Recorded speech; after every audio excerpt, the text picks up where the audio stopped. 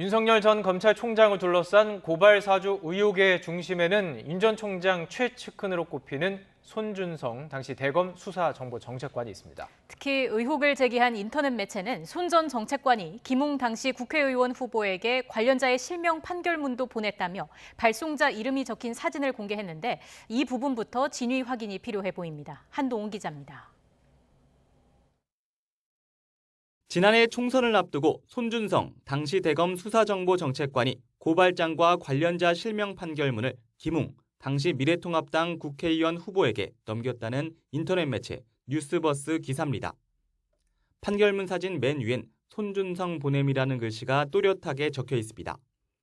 텔레그램 메신저로 사진 파일을 전달하면 보낸 사람 이름이 뜨는데 뉴스버스 측은 이 문구가 손 전 정책관이 보낸 증거라고 주장합니다. 그 캡처된 자료에 손준성 보냄이라고 손준성이라는 이름이 적혀 있습니다. 그러니까 전달하면 SNS 메신저에 그렇죠. 어디서 받아서 어디로 옮겨갔다는 그게 나오기도 하거든요. 취재진이 텔레그램으로 사진 파일을 전달해봤더니 실제로 발송자 이름과 보낸 문구가 사진 파일 위에 적혀 있고 띄어쓰기와 글자 두께도 동일합니다. 다만 발송자 이름은 파일을 전달하는 사람의 휴대전화에서 얼마든지 임의로 바꿀 수 있습니다. 이 때문에 판결문을 보낸 사람이 실제로 손 전 정책관이라고 쉽게 단정할 수 없는 겁니다.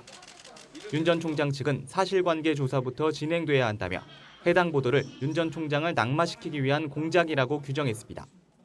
결국은 이건 공작 아니겠어요? 윤석열 낙마 공작이겠죠. 앞으로 사실관계 조사가 진행이 되고 검찰 내부에서도 감찰을 하겠다고 하니까 해보면 알수 김호수 검찰총장의 진상조사 지시를 받은 대검 감찰부는 손 전 정책관이 썼던 사무실 컴퓨터를 확보한 것으로 알려졌습니다. 해당 컴퓨터에 문제가 된 고발장과 판결문이 있는지 확인하고 실명 판결문 열람 창구인 형사사법 정보 시스템 킥스 조회 내역도 들여다볼 예정입니다.